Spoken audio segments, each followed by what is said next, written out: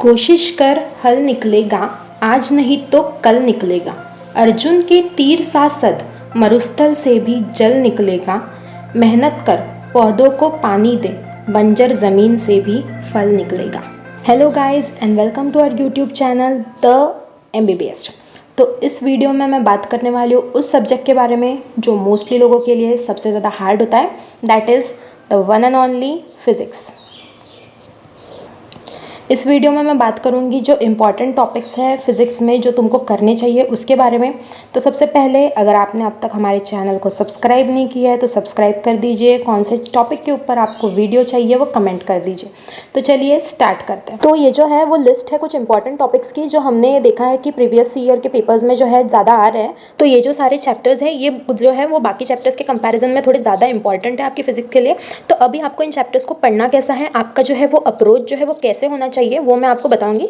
अगर आप चाहे तो इसका स्क्रीनशॉट ले लीजिए। ये जितने भी चैप्टर्स मैंने तुम लोगों को इधर बताए हैं इम्पॉर्टेंट वाले, इन चैप्टर्स में से ऑन एन एवरेज जो है वो 3 से 4 क्वेश्चंस जो है वो हर साल नीट में आते हैं। तो इस हिसाब से तुम कंसिडर करो तो 120 मार्क्स तक तुम लेकर के आ सकते हो फिजिक्स के पेपर में अगर इन चैप्टर्स को जो है तुम अच्छे से करके जाते हो। तो तुम्हारा अप्रोच जो है वो कैसे होना चाहिए, तो ये जो अप्रोच है वो डिपेंड करेगा तुम्हारे जो रिसेंट मार्क्स है वो किस तरह से आ रहे हैं। तो सबसे पहले हम बात करेंगे उन स्टूडेंट्स के बारे में जिनका जो स्कोर है वो 50 से भी नीचे आ रहा है, जिनको 50 से भी कम मार्क्स जो है वो फिजिक्स में मिल रहे हैं। तो इनके लिए जो टारगेट है, तुम लोग एकदम से मतलब 150 मार्क्स लाने हैं, 120 मार्क्स लाने हैं, ये टारगेट मत रखो। अभी तुम्हारा टारगेट होना चाहिए कि तुमको 50 से 100 के बीच में, मतलब 100 मार्क्स तक के तुमको अभी लाना है। ये मार्क्स तुमको जो है वो स्कोर करना है अभी। तो ये तुम कैसे करोगे, जो चैप्टर्स जो है ईजी है उन चैप्टर को तुम पहले फोकस करो। अब ईजी चैप्टर कौन से है, तो ईजी चैप्टर जो है ना वो सब्जेक्टिव होता है। सब्जेक्टिव है का मतलब है कि जो चैप्टर मुझे हार्ड लगता है हो सकता है वो चैप्टर तुमको इजी लगे, जो चैप्टर तुमको इजी लग रहा है हो सकता है वो मुझे हार्ड लगे, राइट। तो मतलब ये डिपेंड करता है क्या है। तो ये जो चैप्टर्स मैंने तुमको बताया है इंपॉर्टेंट, इनमें से ढूंढो कि तुमको जो है कौन सा चैप्टर जो है वो सबसे ज़्यादा इजी लगता है, वो चैप्टर जो है तुम सबसे पहले करोगे। और फिर जा कर के तुम्हारा स्कोर एक बार अगर 100 को रीच कर जाता है उसके बाद में तुम हार्ड चैप्टर्स की ओर फोकस करो, पहले ईजी चैप्टर्स को निपटाओ। अभी चैप्टर्स को पढ़ना कैसे है, हाउ टू रीड, ये मैं बताऊंगी तुमको फिज़िक्स को कैसे रीड करना है। तो सबसे पहले, और ये जो चीज़ मैं बता रही हूँ ये सिर्फ उन लोगों के लिए नहीं है जिनका स्कोर 50 से कम आ रहा है। इस तरीके से फिज़िक्स सबको पढ़ना है, चाहे तुम्हारा स्कोर कुछ भी आ रहा है। मैं खुद इस तरीके से फिज़िक्स पढ़ती थी, मेरा जो स्कोर है वो 155 था नीट में फिज़िक्स में।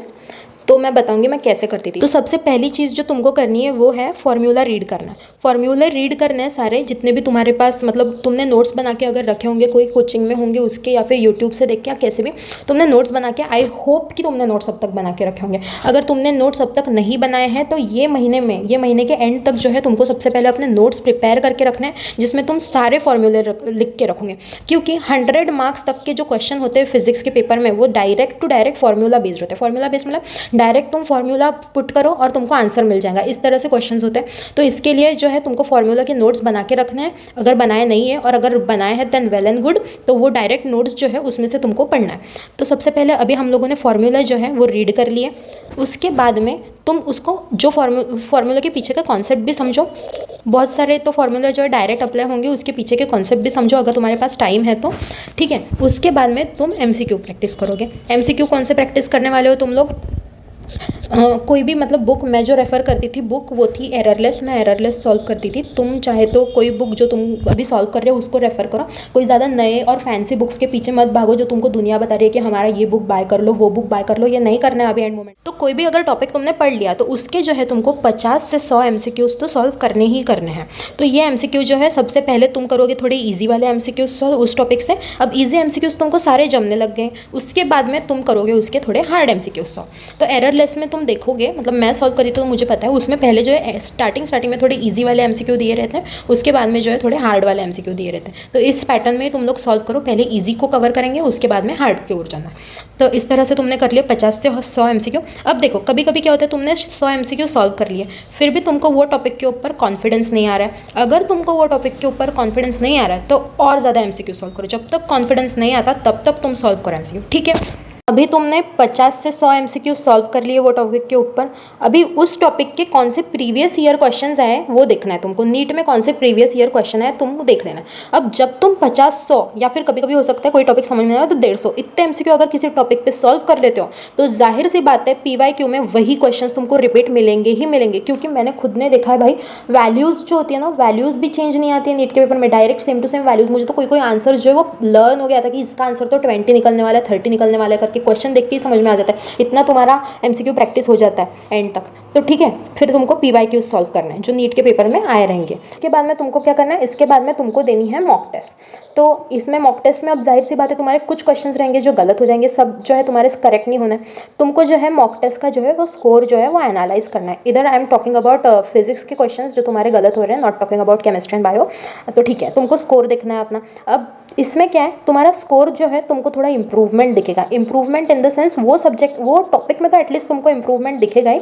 जिस टॉपिक में तुमने अभी ये इतने क्वेश्चन सॉल्व किए उस टॉपिक के तुम्हारा जो है MCQ करेक्ट हुआ दिखेगा तुमको। लाइक इसके 90% तो चांस है ही अगर अच्छे से पढ़ते हो तो गलत हुए होंगे कुछ क्वेश्चन, तो वो गलत क्वेश्चन जो है तुमको देखने हैं, उनको सर्कल करके रखना है वो पेपर में।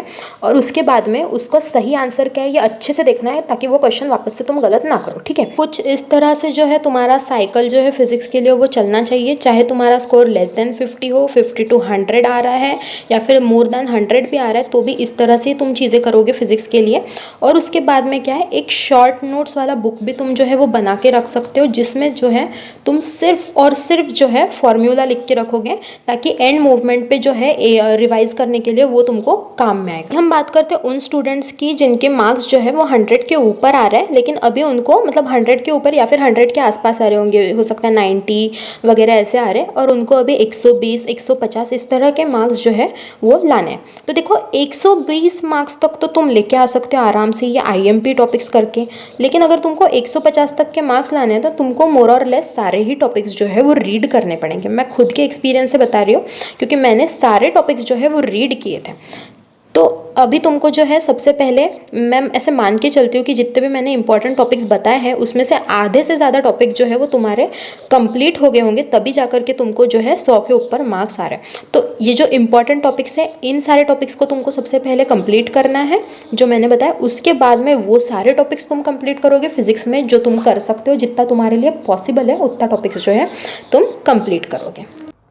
अभी कुछ लोग ऐसे भी हो सकते हैं जो शायद 0 लेवल से प्रिपरेशन स्टार्ट कर रहे हो, उनको फिज़िक्स में कुछ ज़्यादा आता नहीं है, 50 मार्क्स भी नहीं आ पा रहे अच्छे से। तो सही बात जो है वो तुमको एक बता देती हूँ, मैं फ्रैंकली तुमसे ये बात बता देती हूँ कि कॉन्सेप्ट बिल्ड करना जो है वो अभी तुम्हारे लिए पॉसिबल नहीं है। कॉन्सेप्ट जो है वो तभी बिल्ड हो पाते हैं जब तुम्हारे पास एक प्रॉपर अमाउंट ऑफ टाइम होगा, और अभी कॉन्सेप्ट के पीछे अगर भागोगे ना तो तुम्हारा ये सारा टाइम जितना भी बचा कुछ है ना ये भी निकल जाएगा, जितने तुम्हारे मार्क्स आ रहे हैं ना उतने भी नहीं आने वाले।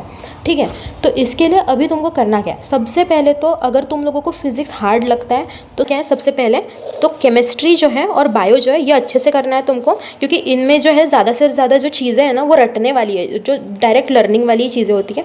तो ये इसमें अगर तुम मार्क्स अच्छे से स्कोर कर लोगे ना तो फिजिक्स जो है वो तुम्हारा थोड़ा बहुत ऊपर नीचे भी रहेगा ना, 19-20 का रहेगा तो भी थोड़ा बहुत मैनेज हो जाएगा अगर तुम्हारा केमिस्ट्री और बायो जो है वो अच्छा है तो इसके लिए तुमको सबसे पहले अभी फिजिक्स के लिए मैं बताती हूँ फिजिक्स में तुमको करना क्या है।